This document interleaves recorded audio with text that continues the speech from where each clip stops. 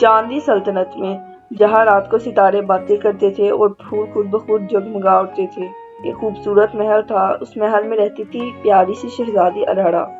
اس کے پاس سب کچھ تھا، سونے جیسے کمرے، ہیرے جیسے تاج اور خدمت گزاروں کی قطاریں، مگر پھر بھی اس کا دل اکثر اداس رہتا تھا۔ ہر رات وہ اپنی کھڑکی کے پاس بیٹھ کر آسمان کو دیکھتی اور آہستہ سے کہتی، آخر مجھے اتنا اکیلا کیوں محسوس ہوتا ہے جبکہ میں ایک محل میں رہتی ہوں۔ اسی رات اچانک آسمان سے ایک ننھی سی روشنی ٹوٹ کر نیچے آئی اور خاموشی سے شہزادی کے بلکوئی پر آ گری۔ الارا گھبرا گئی، مگر پھر اس نے دیکھا کہ وہ ایک ننھی سی پری ہے، ستاروں جیسی چمک والی، مگر اس کی آنکھوں میں خوف تھا۔ پری نے کچھ کہنا چاہا مگر آواز نہ نکل سکی۔ الارا نے نرمی سے اسے اٹھایا اور کہا، ڈرو مت ننھی پری، تم اب محفوظ ہو۔ شہزادی نے دیکھا کہ پری کی روشنی آہستہ آہستہ مدھم ہوتی جا رہی ہے۔ اچانک بالکوئی کے پردے ہلے اور ایک ننھا سا چمکتا ہوا لومڑ نمودار ہوا۔ میں مائلو ہوں، اس نے کہا، اور یہ ننھی پری نووا ہے۔ اگر اس کی روشنی ختم ہو گئی تو آسمان کے سارے ستارے خاموش ہو جائیں گے۔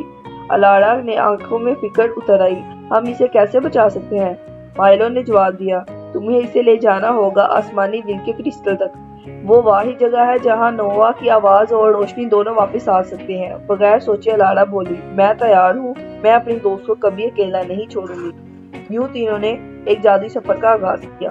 وہ ایک ایسے راستے پر پہنچے جہاں بادل سرگوشیاں کرتے تھے، واپس لوٹ جاؤ، یہ سفر تمہارے لیے نہیں ہے۔ الارا کے قدم رک گئے، مگر پھر اس نے نووا کی کانپتی روشنی دیکھی۔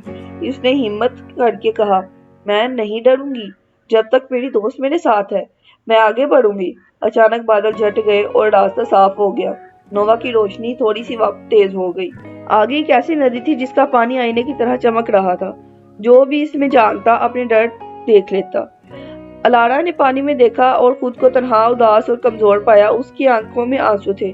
تب نووا نے اپنی ننھی روشنی سے الارا کے ہاتھ کو چھوا۔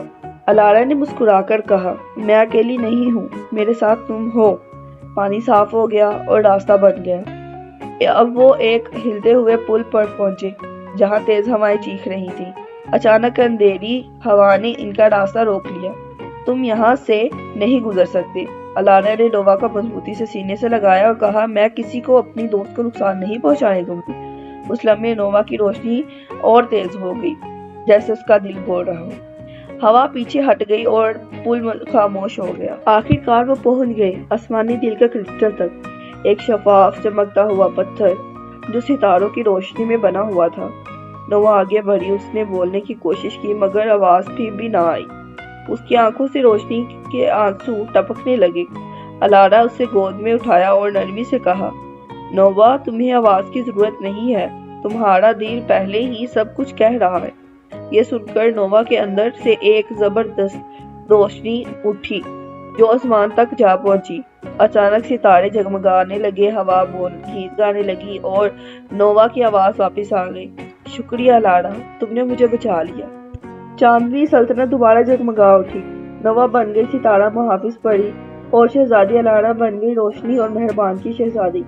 اب وہ ہر رات بچوں کو یہ کہانی سناتے، خاموش دل بھی چمک سکتا ہے اگر کوئی انہیں سمجھنے والا ہو۔ مہربانی سب سے بڑی طاقت ہے، دوستی خوف کو شکست دیتی ہے اور خاموش دل بھی روشنی پھیلا سکتا ہے۔ ایسی مزید ویڈیوز دیکھنے کے لیے ہمیں لائک کیجیے، سبسکرائب کیجیے۔ شکریہ۔